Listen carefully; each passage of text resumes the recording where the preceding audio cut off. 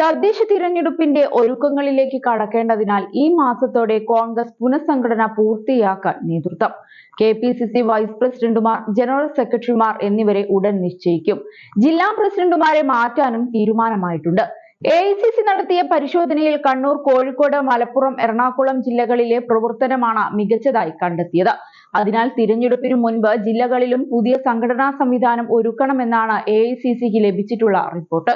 തിരഞ്ഞെടുപ്പിനുള്ള ഒരുക്കം സംബന്ധിച്ച് ഒരു പദ്ധതി രേഖ കോൺഗ്രസ് തയ്യാറാക്കിയിട്ടുണ്ട്. ഇത് നടപ്പാക്കുന്നതിന് പ്രത്യേകം ചുമതലക്കാരെ നിശ്ചയിക്കും.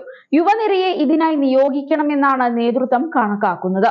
നിയമസഭയിലേക്ക് ജയിക്കുമെന്ന് കണക്കാക്കുന്ന മണ്ഡലങ്ങളിലെ തദ്ദേശ തലത്തിലുള്ള പ്രവർത്തനം പ്രത്യേകമായാണ് കണക്കാക്കുന്നത്. സാമൂഹിക മാധ്യമങ്ങളിലെ ഇടപെടൽ, പ്രാദേശിക പ്രശ്നങ്ങൾ അറിഞ്ഞ് ജനങ്ങൾക്കൊപ്പം നിൽക്കുക, സർക്കാരിന്റെ വീഴ്ചകൾ ബോധ്യപ്പെടുത്തുക എന്നിവയെല്ലാം ആദ്യഘട്ട പ്രവർത്തനത്തിൽ തന്നെ ഉൾപ്പെടുത്തേണ്ടതാണെന്നാണ് കർമ്മ പദ്ധതിയിലുള്ളത്.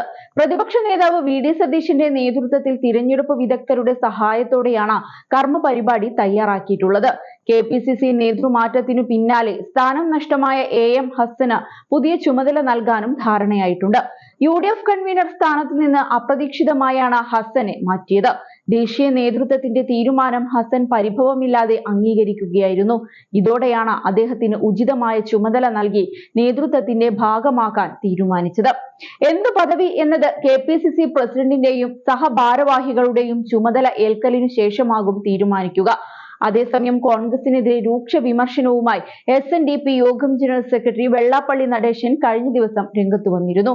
K സുധാകരനെ KPCC പ്രസിഡന്റ് സ്ഥാനത്ത് നിന്ന് നീക്കിയതിലൂടെ കേരളത്തിലെ കോൺഗ്രസ് ഈഴവ വിരുദ്ധ പാർട്ടിയായി മാറിയെന്നത് ഒരിക്കൽ കൂടി തെളിയിച്ചിരിക്കുകയാണെന്നാണ് വെള്ളാപ്പള്ളി ആരോപിച്ചത്. C കേശവന്റെ കോഴഞ്ചേരി പ്രസംഗത്തിൽ 90ാം വാർഷികത്തോടനുബന്ധിച്ച് പുറത്തിറക്കിയ ലേഖനത്തിലാണ് ഈ ആരോപണം.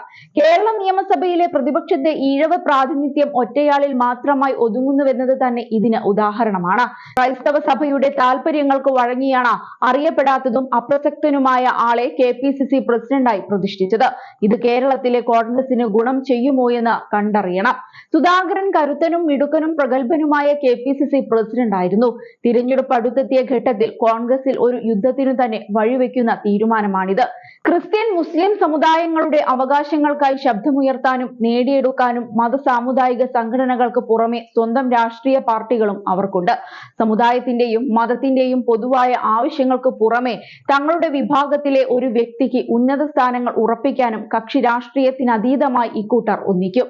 പിന്നോക്ക വിഭാഗങ്ങൾക്ക് വേണ്ടി SNDP യോഗം നിരന്തരം ശബ്ദമുയർത്തുന്നത് രാഷ്ട്രീയ പാർട്ടികളെയും ചില സമുദായ സംഘടനകളെയും വല്ലാതെ ചൊടിപ്പിക്കുന്നുണ്ട്. അവർ യോഗത്തെ തകർക്കാൻ തക്കം പാർത്തിരിക്കുകയാണെന്നാണ് വെള്ളാപ്പള്ളി കഴിഞ്ഞ ദിവസം തുറന്നടിച്ചത്.